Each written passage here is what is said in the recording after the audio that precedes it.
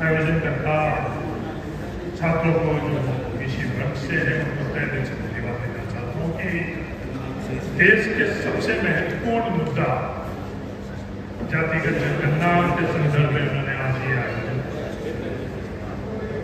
ये युग भ्रांतियों का युग है और भ्रांति के युग में आज इस देश में सबसे ज्यादा भ्रांतियां फैलाई जाती हैं। उदाहरण के तौर के ऊपर अभी योगेंद्र यादव जी ने कहा कि ये आरक्षण हम लोगों के अवसर था। ये भ्रांति पूरे देश के अंदर है।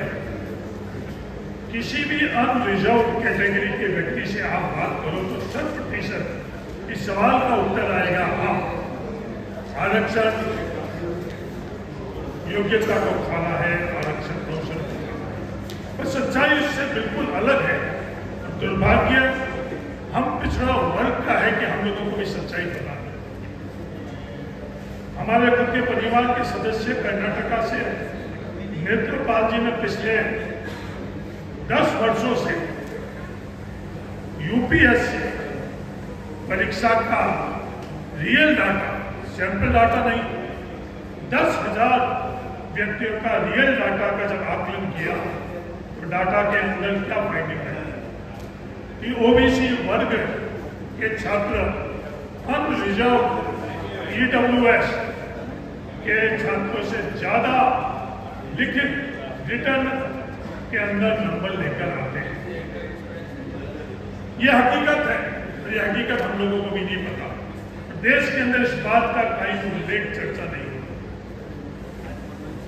इंटरव्यू जब यूपीएससी के अंदर इंटरव्यू के अंदर हम लोगों को कैटेगरी बतानी पड़ती है, एससी, एसटी, ओबीसी तमाम वर्गों को कैटेगरी बताना पड़ती है और इंटरव्यू के अंदर हम लोगों को नंबर कम दिए जाते हैं। ये कोई आरोप नहीं है, ये हकीकत है। ये डाटा कह रहे हैं, ये फैक्ट कह रहे हैं, ये फिगर कह रहे हैं, ये देश की हकीकत। एक ये भ्रांति फैलाई जा रही है कि ये वर्ग और ये जाति आरक्षण खाली है। इस देश के अंदर 100% जातियों का आरक्षण, कोई भी जाति इस देश के अंदर आरक्षण से वंचित नहीं है। ओबीसी आरक्षण के तरह की कोई व्यवस्था इस देश के अंदर नहीं है। ये भ्रांति हम लोग खुद भी पालते हैं कि ओबीसी आरक्षण है। विशेष सरकारी नौकरी के अंदर ओबीसी आर्थिक पिछड़ों का आरक्षण है, जो इस देश के हर जाति का आरक्षण है। जो अनरिजर्व कैटेगरी का हर जाति को भी वो आरक्षण का अधिकार है, वही आरक्षण का अधिकार पिछड़ों को। बहुत बड़ा षड्यंत्र इस देश के अंदर किया जा रहा है। ये पिछड़ा वर्ग संगठित नहीं हुई, ये आज से नहीं हजारों वर्ष से ये जाति की व्यवस्था इसीलिए बनाई गई है कि जो शूद्र है, जो चार व्यवस्था वन व्यवस्था के अंदर हम लोग जो शूद्र के अंदर है, ये संगठित नहीं हुई, इसलिए ये जातीय व्यवस्था बनाई गई है। और आज भी ये भ्रांतियां फैलाई जा रही है कि आपस में कैसे उलझा कर रखे, आपस में कैसे विवाद कर रखे। और वो सोच आज सफल हो चुकी है इस देश के अंदर, ये अपने लोगों को स्वीकार करना। उदाहरण के तौर के ऊपर हमारे देश में बिहार और यूपी के अंदर एक पिछड़े वर्ग की आवाज उठी और उस आवाज जैसे उठकर और सत्ता के अंदर हिस्सेदारी और भागीदारी हुई, बहुत बड़ी भ्रांति फैलाई गई। ये हिस्सेदारी और भागीदारी सिर्फ एक जाति विशेष को मिली। मैं स्पष्ट तौर पर कहना चाहता हूं, जब जातिगत जनगणना बिहार के अंदर हो चुकी है, ये भ्रांति फैलाई गई सिर्फ यादव जाति को ही पिछड़ों के अंदर सबसे ज्यादा हिस्सेदारी और भागीदारी है। तुम्हारा हक और अधिकार सिर्फ यादव जाति ने दिया।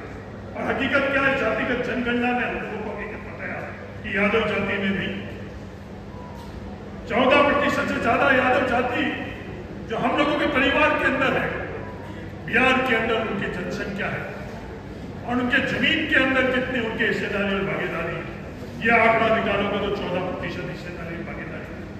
सरकारी नौकरियों के अंदर हिस्सेदारी भागीदारी कितनी है?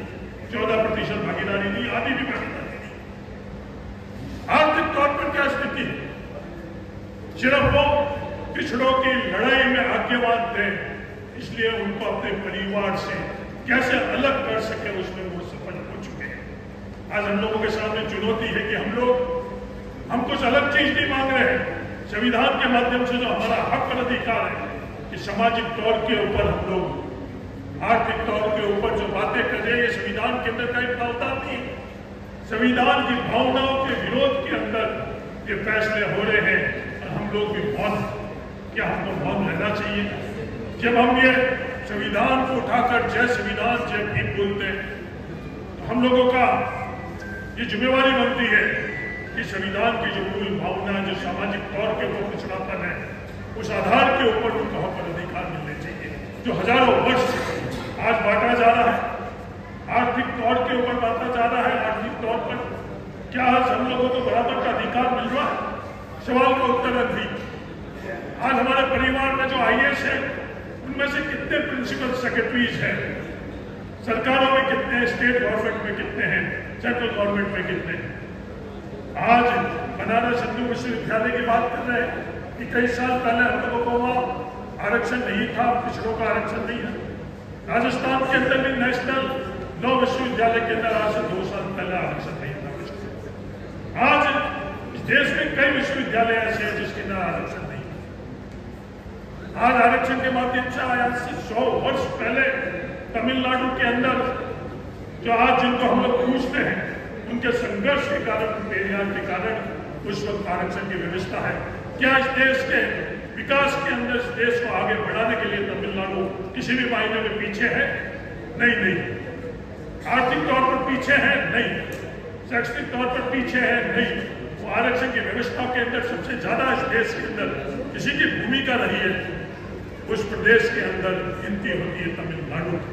इस देश को समझना पड़ेगा।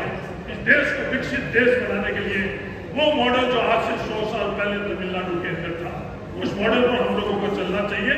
या जो एक दूसरी सोच है, जो हम लोगों को आपस के अंदर टकराव, हम लोगों को आपस में बंद करने वाले 27% हम लोगों को रिजर्वेशन मिले। आज कितने वर्ष हुए क्या 27% हम लोगों को रिजर्वेशन मिल रहा है? आंकड़े उठाकर देखें। पार्लियामेंट के अंदर जब यह प्रश्न पूछा गया कि कितने प्रतिशत, क्या 27% आरक्षण OBC को मिला है, उसका उत्तर केंद्र सरकार के अंदर नहीं, 27% नहीं। आज हम लोगों की जनसंख्या कितनी है सबको पता है। हर राजनीतिक जो उम्मीदवार है अपने अपने पार्टी का, उसको बूथ के ऊपर किस जाति के कितने, जाति छोड़ो, किस गोत्र के कितने मतदाता है, उन लोगों के भी उनके पास आंकड़े हैं। तो क्या देश को ये आंकड़े पता चलने चाहिए? नहीं पता चलने चाहिए। इन आंकड़ों से किसी को नुकसान नहीं होगा। इस आंकड़ों के अंदर सबसे ज्यादा अगर किसी को फायदा होगा तो भारत को होगा। भारत को अपन दुनिया का सबसे अगर देश बनाने चाहते हैं तो सबकी हिस्सेदारी और सबकी भागीदारी जब तक हम सुनिश्चित नहीं कर सकते हैं, तब तक हम लोग भारत को स्वस्थ देश नहीं बना सकते। ये सोच हम लोगों को बदलनी पड़ेगी। ये लड़ाई उस सोच से है। तो फैसले में मैंने उदाहरण मेरे प्रदेश राजस्थान के अंदर हम लोगों को कहने के लिए तो 21% आरक्षण OBC को मिला हुआ है, पर जब भर्तियां निकलती थी तो 0%, 1% उन भर्तियों के अंदर OBC के लिए पद सृजित होते थे। उसका मूल कारण क्या है?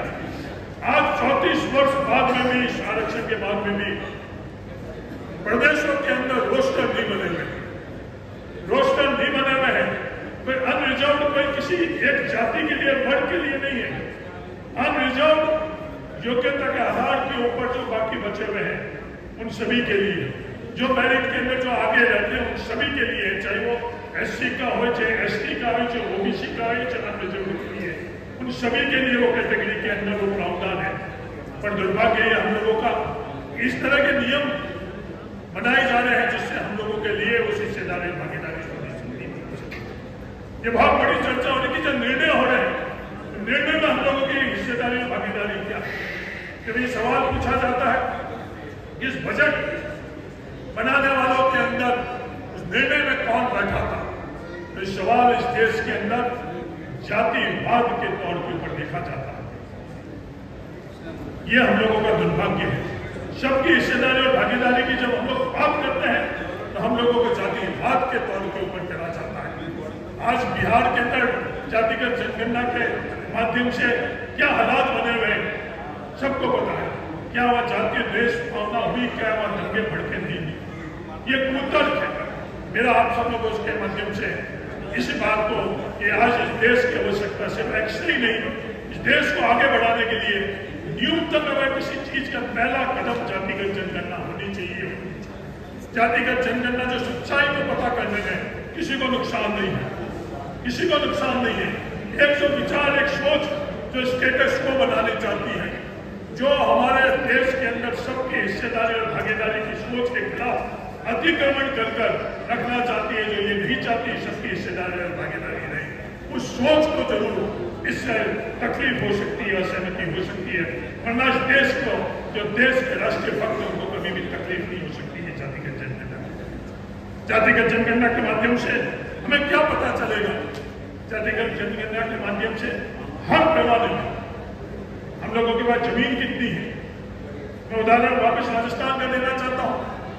राजस्थान के अंदर एक सर्वे हुआ जिसमें भरतपुर और धोलपा, उन दोनों जिलों के अंदर जाट जाति जो ओबीसी के अंदर हम लोगों में जाति है, उसके संदर्भ में हुआ कि जमीन के ऊपर उन लोगों के पास कितनी जमीन है। जो औसतन जमीन है उसे 1/4 जमीन उन दोनों जिलों के अंदर उन लोगों के पास है। ये हकीकत कमोवेश पूरे राष्ट्र के अंदर है।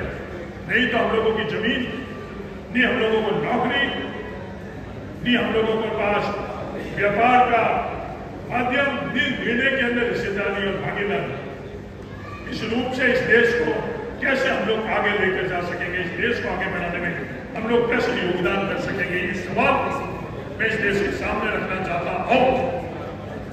जब रंगभेद का आंदोलन चल रहा था, अब्राहम लिंकन जैसे कई लोग कालों के साथ में खड़े रहे। आज इस आंदोलन के अंदर तमाम लोग जो इस भारत से, देश से प्यार करना चाहता है, वो सबकी हिस्सेदारी और भागीदारी के साथ में हम लोगों के साथ रहे, जातिगत जनगणना करवाई। धन्यवाद। जय हिंद, जय जवान, जय किसान, जय भीम, जय भीम।